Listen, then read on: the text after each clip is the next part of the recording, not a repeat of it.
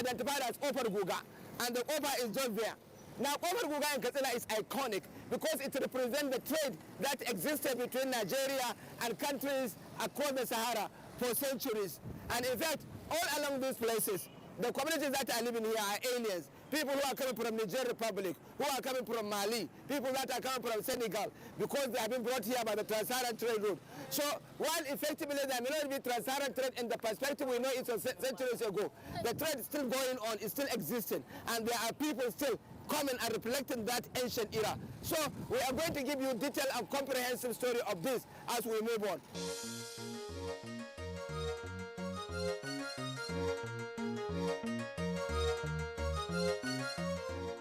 Katsina is also one of the most central of the Hausa states, sandwiched between Kano and Sokoto. This came with the consequences in terms of language variation, wars, scholarships, and relationship. My purpose here is not to recreate history, but Katsina maintains ancient monuments and artifacts that give refreshing insight into its historical facts and how those monuments and artifacts influence lives and the development of Katsina and neighboring states. On that score, Gobara Minaret is an ideal starting point.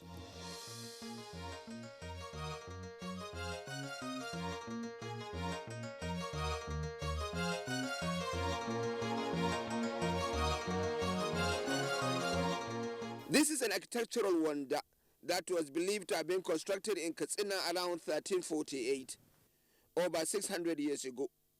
Officials of the National Commission for Museums and Monuments say it is a portion of the first Friday Mosque in Katsina, and it signifies the period Islam was introduced to the city.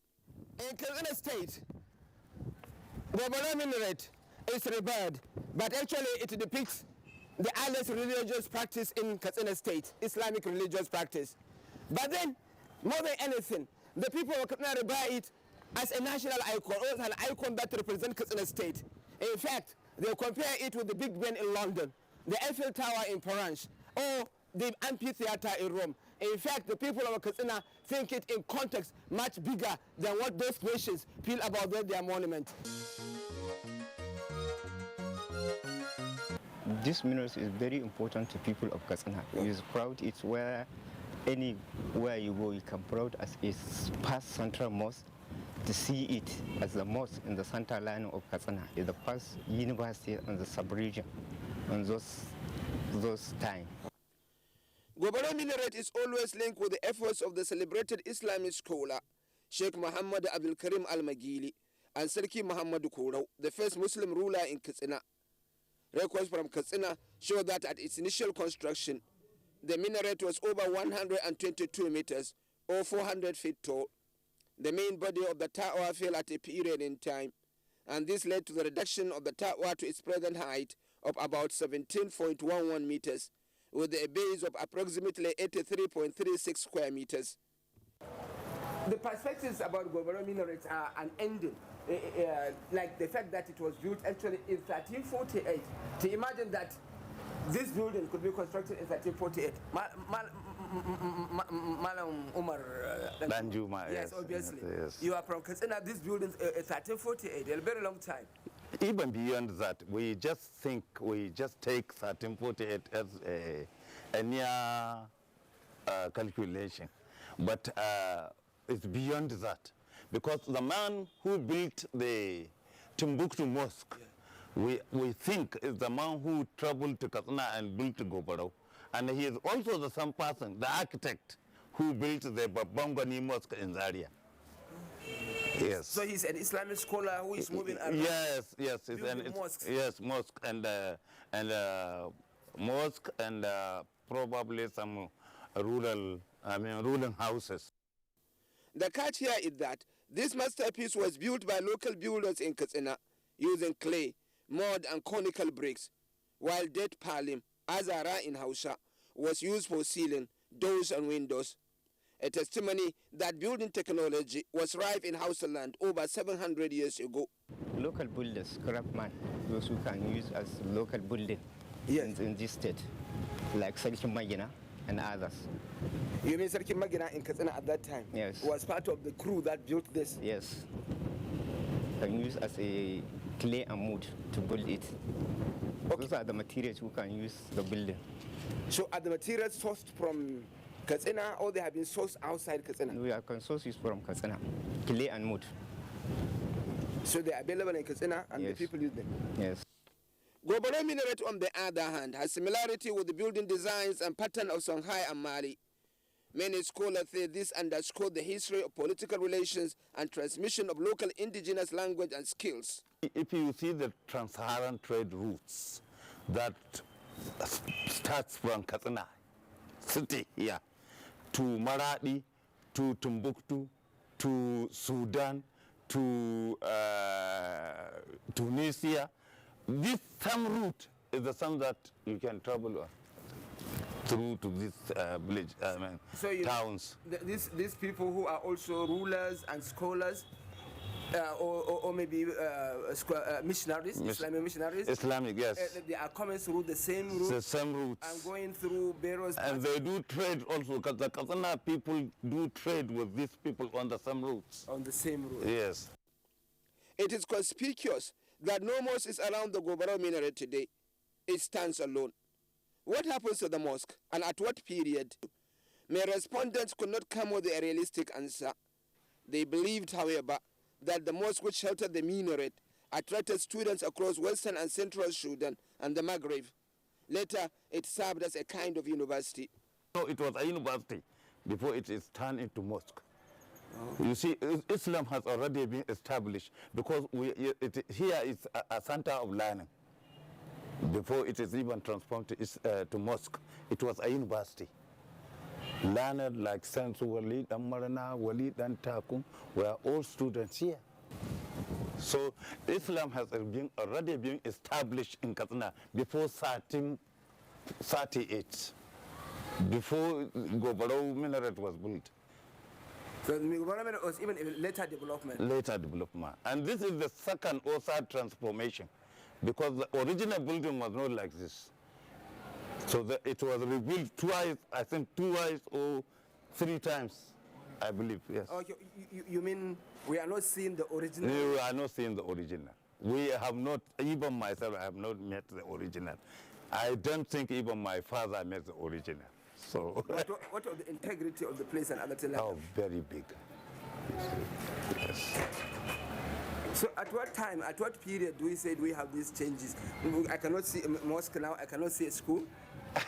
Yeah, obviously. Well, imagine the years. You see, they said 1338. 1338 to date.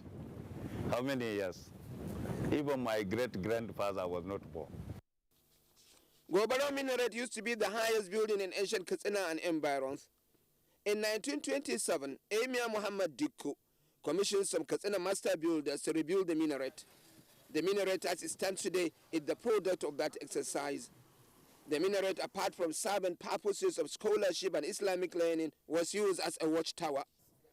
Custodians of Gobara minaret say the edifice attracts scores of students, scholars and tourists all year round. In truth, this monument will never fail to capture the minds of its visitors on the strength of its architecture, aesthetics and history. There are concerns, however, with the maintenance of this national monument. At its deep recesses, birds, bats especially, have taken over. The places stink of their feces. Their clumsiness are no addition to the beauty of the place. These can potentially drive away visitors. Moreover, the rooms along the minaret's elevation are barely given any care. If only this national edifice can enjoy more serious concern. Earlier, we established how trans-Saharan trade routes terminate at Upper Guga. Trade across the Sahara has shaped relations between Katsina and the outside world for centuries. One of the biggest monuments to this relation is obviously the market in Jibia, some 15 kilometers north of Katsina. Jibia market has been there for centuries. It is precisely located at the foot of the trans-Saharan trade routes. In modern day, it is a border market, and although in Nigeria, Niger Republic is barely a kilometer away.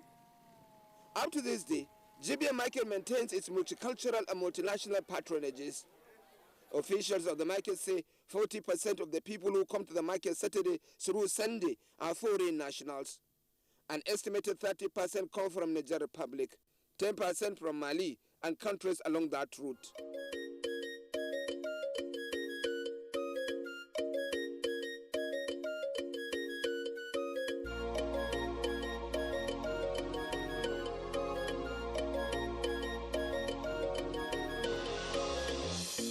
Minister of Trade Relations had made this market seamless.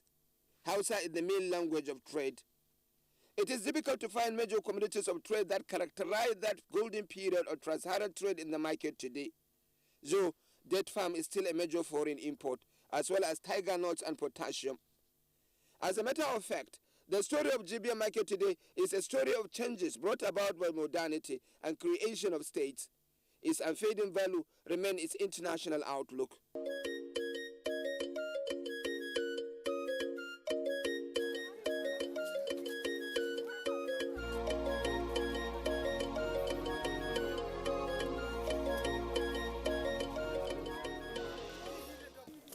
As it was during the period of trans-Saharan trade, trekking on foot and beasts of burden are still being used to arrive the market. There is, however, the intervention of automobiles now, vehicles like this one, fit for the crossing of the Sahara.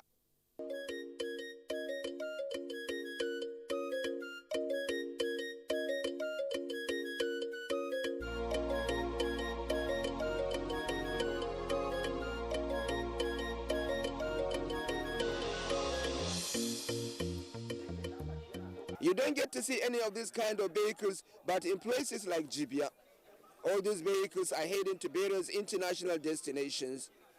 One feature of them is that on their arrival or return journey from the market, they are always overloaded.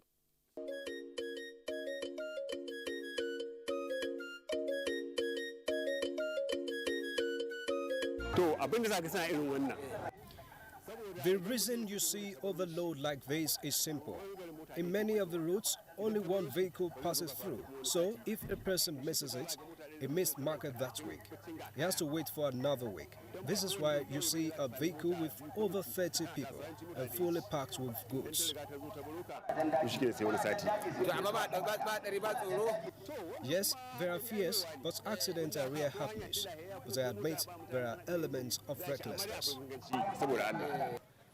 The overload is not only in human content, but also in the items purchased. Of particular interest to me were rubber gallons strapped to the body of vehicles containing highly inflammable commodities like petroleum, kerosene, and gas. Many of these commuters come to the market from villages, not cities. They bring mostly grains to the markets. Going back, they buy kerosene, gas for their engines, sugar canes, sweet potato, and other items they don't have across. Generally, this market is closer to them than their markets in Nigeria Republic. This is why every week you find scenario like this.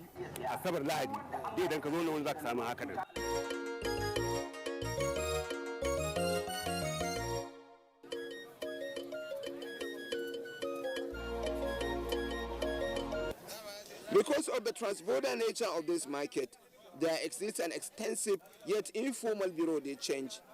This exchange center is the engine of trade in Libya market.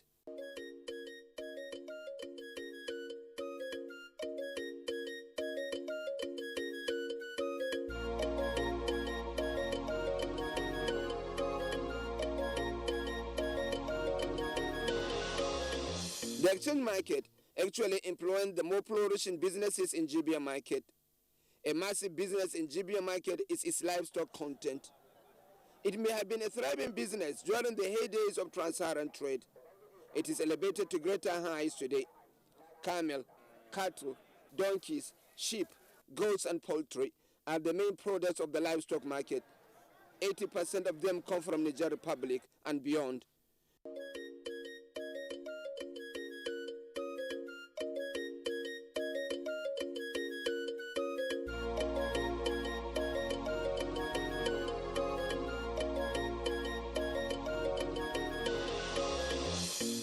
We arrive at the market when something different is happening to its livestock segment, and it is changing the behavior of the market. The donkey market in particular has a unique case. When you come to Libya market, donkey market is iconic. At least 12 trailer loads of donkeys are being done weekly to markets in the south of Nigeria. But now the donkey market is depleted. You can look at the market. There are no donkeys. In fact, the available donkeys cannot make up out to one trailer. There are so many reasons attested to it. Many people are saying that there is a law now in Niger that the donkey should not be imported to Nigeria. The reason why we should talk to the dealers. Thank you.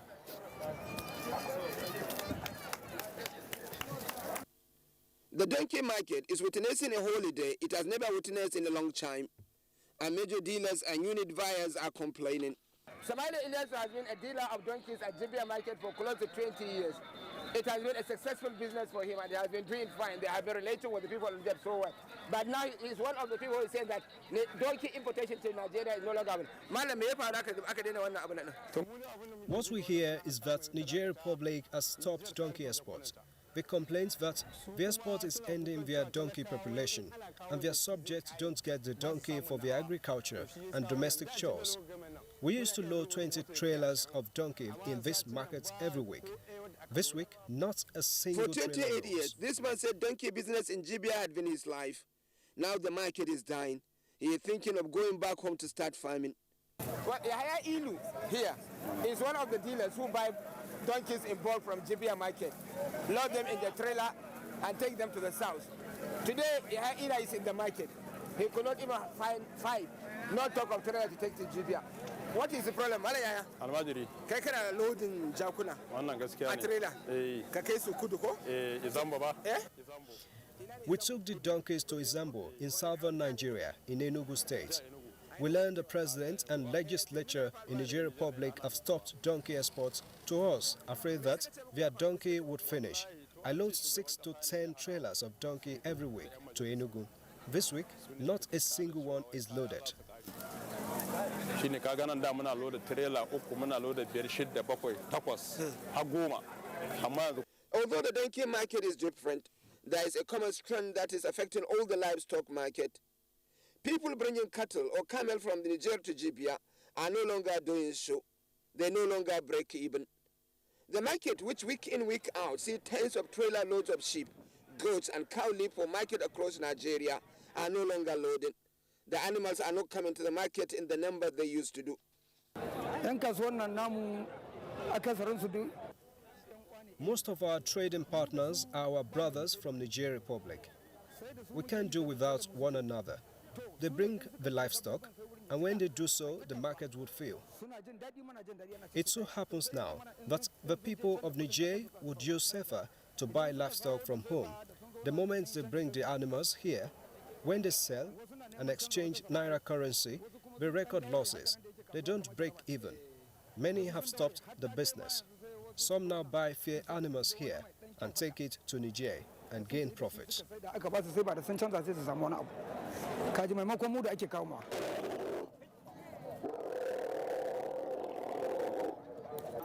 Now, there is a small story to be told here. On the perfect market day, Jibia Market can have as many as 200 camels. Today, it is almost 1 o'clock in the evening, but Jibia Market has only 3 camels. I'm on top of one. What is happening to Jibia Market? It is not getting the camel it is used to get. What is the actual case? Many people here have different theories. Many have different stories. So, but what are these stories? Let me calm down. We'll get the stories in detail.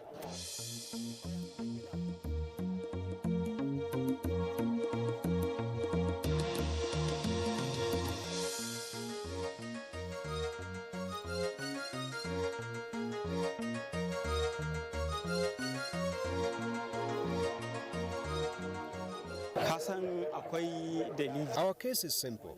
Exchange rate is stopping the markets. People no longer bring camel from Nigeria Republic to this market because it would not make profits.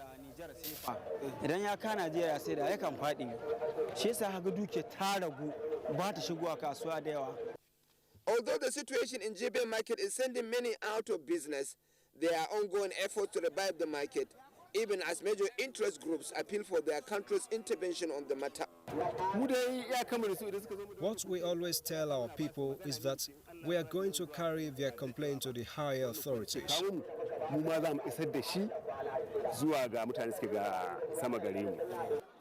A new pattern is emerging.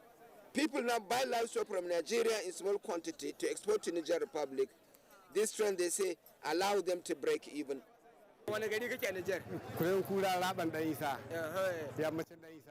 I'm from Niger Republic and into cattle business in Jibia markets. The exchange rates have stopped us taking livestock to Nigeria. Now people are taking livestock from Nigeria to Niger. The case is, a 200,000 naira worth of cattle from Niger would be less in value in Nigeria. But if it is a reverse case, the cattle would worth approximately 270,000 naira. It is a year since I brought any animal to Nigerian markets. I used to bring 20 to 30 cattle every market day. Now I'm back home doing the business there.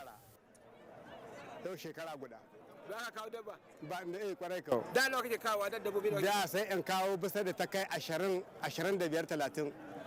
Amma yanzu ba na kawo ko daya. To da kake kasuwar kenan? Can nake yin ta, nan na zo ganin ma mutane ne yau kawai ma na fara zuwa kasuwai shekara guda. Haba da Allah. Away from the livestock section, however, there is life in the market. There is unhindered human interaction, such that you can scarcely identify the nationality of any person standing apart. There is peace also in the conduct of businesses, understanding and spirit of cooperation. So as I met to leave the market, however, I wondered in my mind whether during those periods of trans-Saharan trade, African markets like Jibia were influenced by demand and supply.